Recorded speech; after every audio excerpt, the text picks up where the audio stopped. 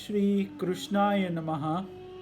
Krishnaya Vasudevaya Haraye Paramatmane Pranatah Klesha Nashaya Govindaya Namo Namaha.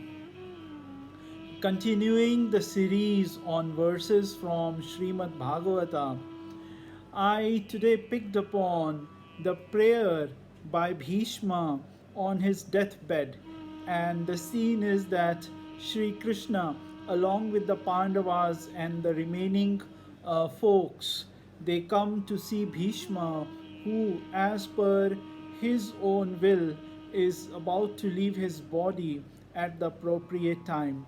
And then it is a beautiful setting because right in front of Bhishma stands Bhagwan Shri Krishna himself, the Lord of all creation. And so this is how Bhishma prays. In fact, I will pick up only few particular shlokas from the Bhagavata, from the prayer of Bhishma to Krishna. He says, एष वै भगवान् साक्षाद्याद्यो नारायणः पुमान् मोहयन् मायया लोकं गूढश्चरति वृष्णिषु. So he says, this Krishna is verily the perfect being Narayana, the origin of all.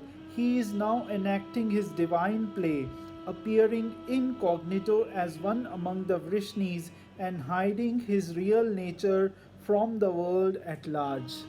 अस्यानुभावं भगवान् वेद गुह्यतमं शिवः देवर्षि नारदः साक्षात् भगवान् कपिलो नृपः यं मन्यसे मातुलेयं प्रियं मित्रं सुहृत्सतं सुहृत्तमम् अकरोः सचिवं दूतं सौहृदादथ सारथिं सर्वात्मनः समदृशो हृदयस्यानहङ्कृते तत्कृतं मतिवैषम्यं निरवध्यस्य च क्वचित्. And he says that, O King, by his greatness is partially, not fully, partially perceived only by Bhagavan Shiva. None of the rishis, none of the celestial beings, nobody can know Sri Krishna's greatness. And that is partially perceived, not even half, partially perceived by Lord Shiva. And the divine sage Narada and Kapila, who is divine incarnate. Sage Kapila was also an incarnation of Narayana. None without his grace can understand the greatness of him whom you have been looking upon, your uncle's son, a dear friend, a selfless ally, and the most important well-wisher of yours, whose services you have utilized as an advisor, a messenger, and even a charioteer, taking advantage of his intimacy.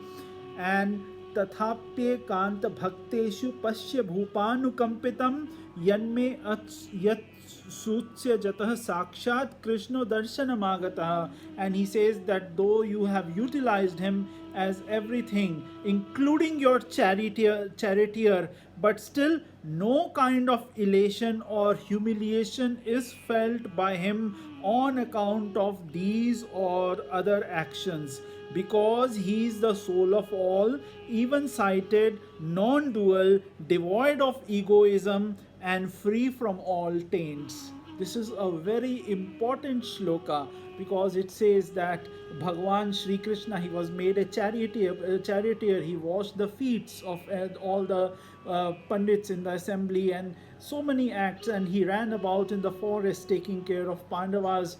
But there was no, even though he is a supreme lord, there was no humiliation felt by him doing even the menial tasks for his devotees.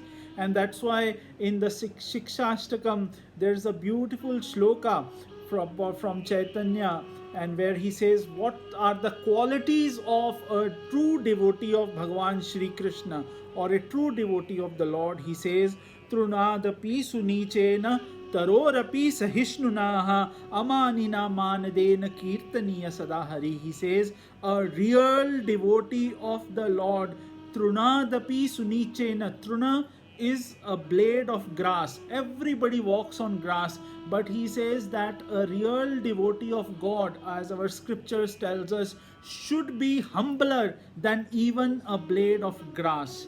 tarorapi sahishnuna, and like a tree he should be patient, he should bear everything. Amanina manaden, even those people whom society will look down upon, amanina, nobody gives them respect. A true devotee of the Lord should give these people ultimate respect. Amanina manadena kirtaniya sadaharihi, and he should always be worshipping the Lord in heart at all times, in all places, in all circumstances. A true devotee should be absorbed in the Lord. So that is how our scriptures, especially the Bhagavata, exhorts us to have full love and devotion towards Lord. Jai Shri Krishna.